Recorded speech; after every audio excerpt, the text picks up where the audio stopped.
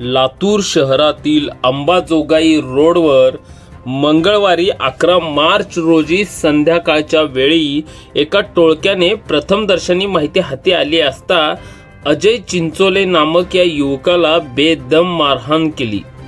या घटनेमुळे संपूर्ण शहरात खळबळ उडाली असून पुरोगामी महाराष्ट्रात कायद्याचा धाक कमी होतो आहे का असा सवाल उपस्थित होत आहे। विशेष म्हणजे या प्रकारादरम्यान अनेक लोक घटनास्थळी उपस्थित होते, मात्र कुणीही मदतीसाठी पुढे आले नाही। काहींनी हा अमानुष प्रकार मोबाईलमध्ये चित्रित केला आणि समाज माध्यमांवर व्हायरल केला, मात्र कोणीही त्या युवकाच्या बचावासाठी पुढे सरसावले नाही। ही अत्यंत दुर्दैवी बाब आहे। या घटनेचा व्हिडिओ सोशल मीडियावर झपाट्याने व्हायरल झाला। त्यानंतर लातूर पोलिसांना ही बातमी कळताच तातडीने हालचाल करीत आणि अवघ्या 4 तासात आरोपींना पोलिसांनी तात्काळ अटक केली। विशेष म्हणजे ज्या ठिकाणी मारहाण झाली त्याच रस्त्यावरून आरोपींना हातात बेड्या घालून पोलिसांनी त्यांची भर रस्त्यावरून धिंड काढली।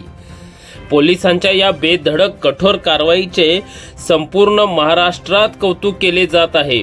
लातूर पोलिसांप्रमाणे राज्यातील इतर पोलिसांनी कोणत्याही राजकीय दबावाला भीक न घालता अथवा कोणत्याही वशिलाला न जुमानता गुन्हेगारांविरोधात कठोर पाऊल उचलले पाहिजे, ज्यामुळे राज्यातील कायदा आणि सुव्यवस्था टिकून राहील।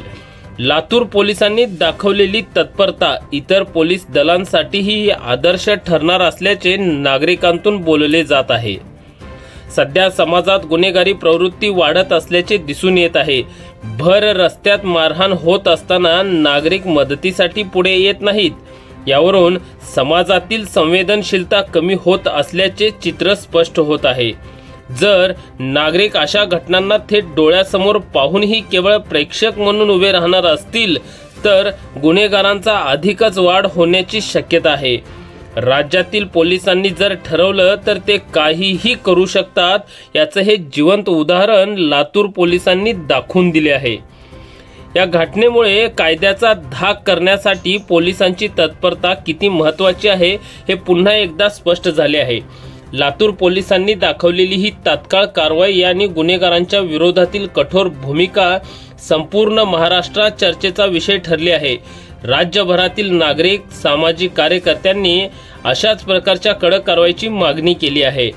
जर इतर शहरांमधील पोलिसांनी अशाच पद्धतीने तात्काळ आणि निर्भीड कारवाई केली तर गुन्हेगारांचा धाकच मिटेल आणि महाराष्ट्रात कायदा सुव्यवस्था अधिक मजबूत होईल असा विश्वास नागरिकातून व्यक्त केला जात आहे।